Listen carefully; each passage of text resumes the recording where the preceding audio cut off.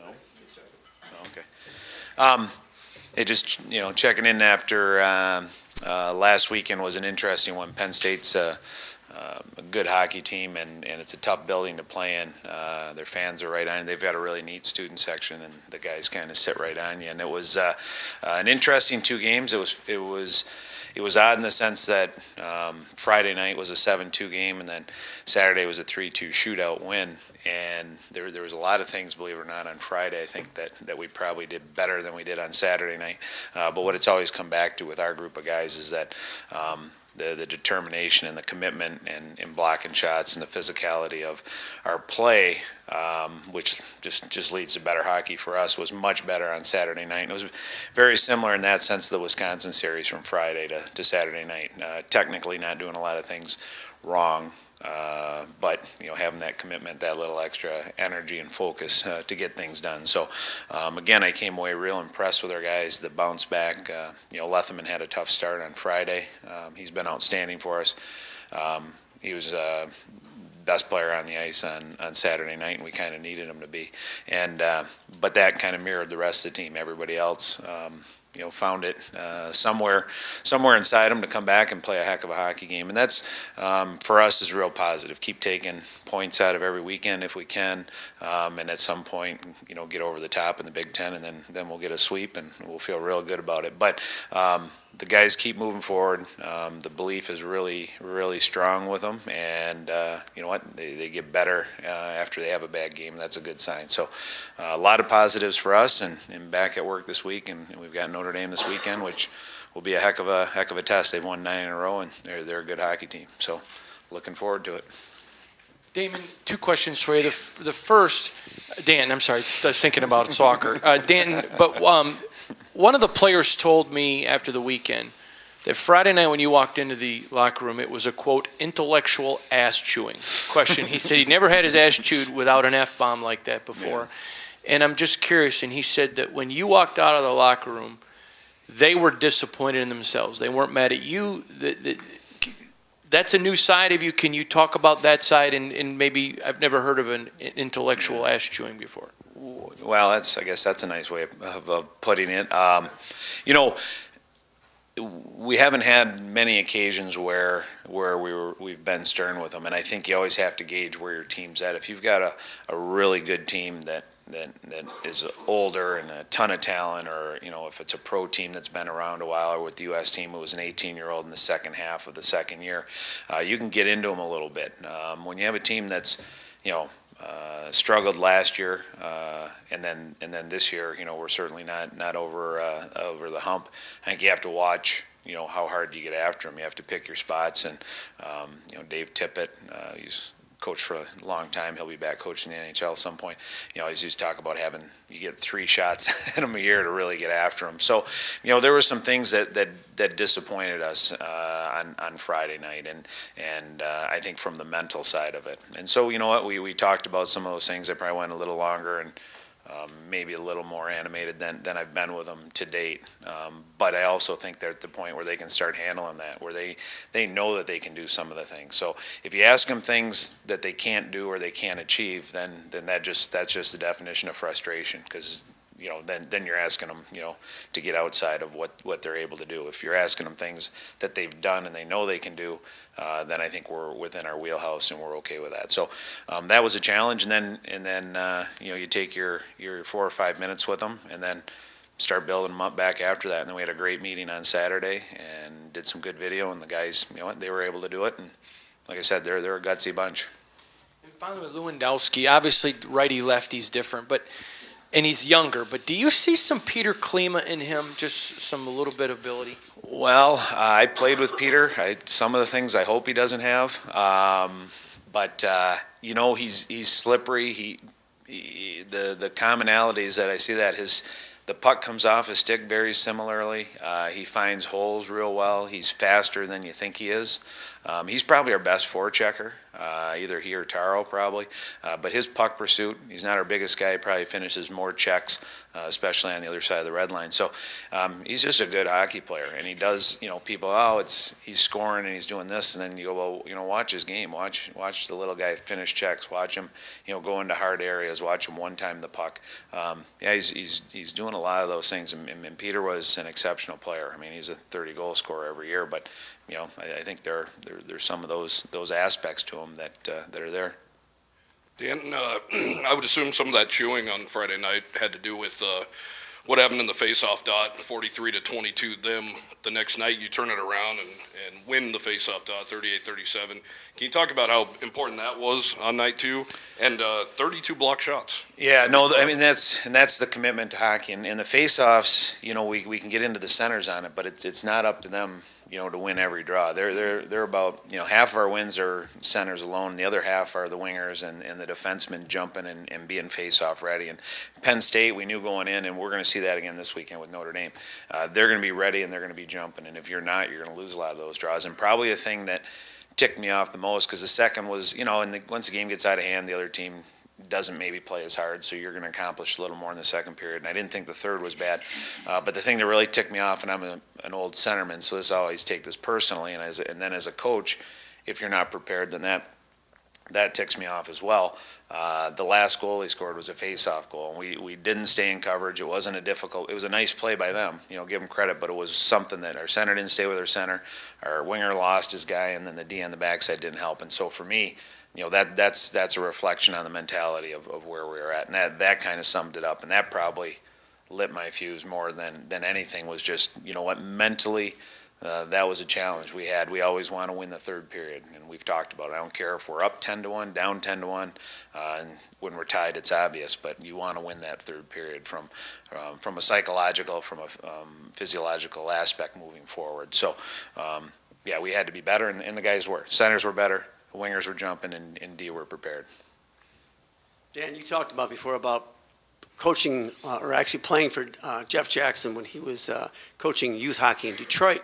Does it seem weird now that you're at a college level to be facing him as a guy who once taught you the game? And also, what was your association with him as a player and him as a coach? Yeah, I played my sophomore year of high school, played midget major for him down in Detroit, and then he moved on to a junior team in Fraser. So my junior year of high school, I played for him as well. And he was, believe it or not, he's only, I know, you can pass this on to him. He looks a lot older than me. He's only like 10 or 12 years older than I am, but he was outstanding. He just, I was lucky. I had him, and then got to move into Coach Mason after that. So 6 out of those 7 years from my sophomore in high school to end of college, got to play with guys that were really prepared. He understood the game.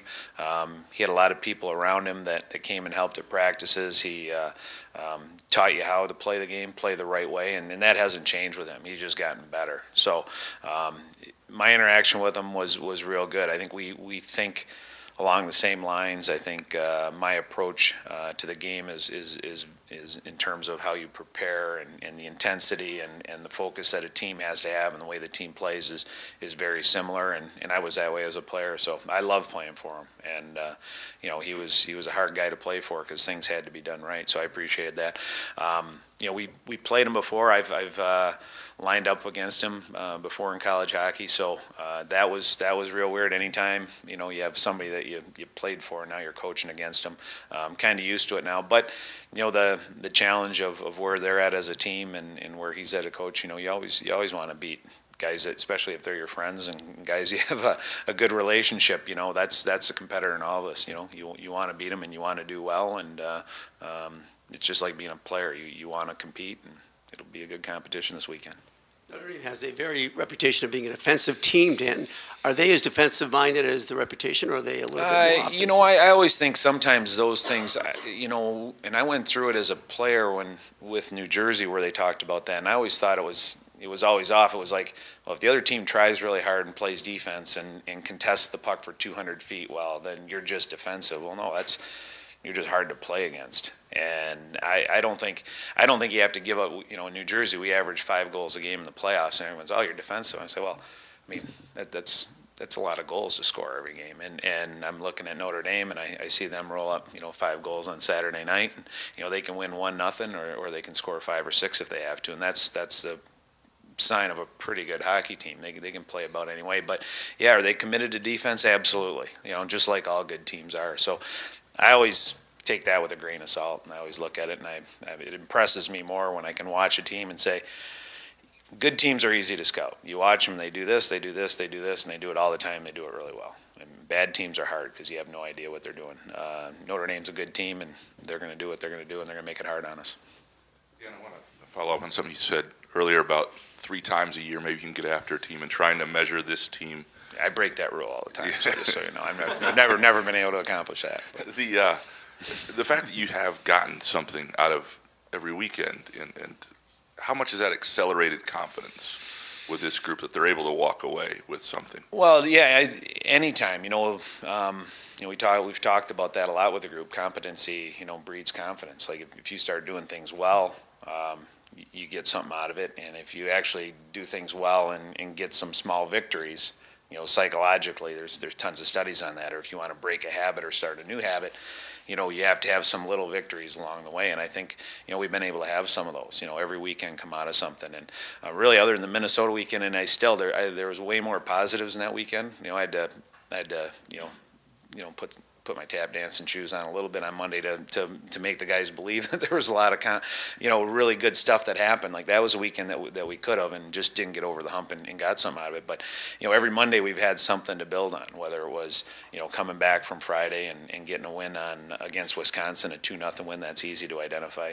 Getting that win against Penn State, that was a pretty tough accomplishment for the guys. So they should get confidence out of that. They should start to hold themselves accountable, hold each other accountable, and that's when really good things happen. So we've talked a lot on these Tuesdays about that process, and you have to go through it, and they have to go through these experiences, and they have to learn how to win games and how to bounce back. And now what we really need to do is, hey, let's figure out how to play 6 really good periods of hockey. And that's kind of our next challenge, and not have a period lapse or not have a bad start and give up 2 goals in the first minute and things like that. So, but again, you have to go through them, and experience is a heck of a teacher, and we've seen a lot of different situations so far, and it helps us. How would you evaluate the performances of Lewandowski and Miller so far up to this point in the season? And then why did you kind of decide to go with Lewandowski and Miller early on in the season with the top lines? Yeah, I'd assess them outstanding. Tommy Miller played over 30 minutes on the game on Saturday night. That's an 18-year-old freshman defenseman. That's an amazing thing. And I knew he played a lot, and I kind of looked at Lou with a raised eyebrow after when I was looking at the times. I'm going, that's a lot of ice time. But you know what? He's a mature young man. He's jumped in. He's serious about it. He continues to get better every week. So when we looked at our group, we put him with Carson early on, and we said, hey, he can learn a lot from a senior.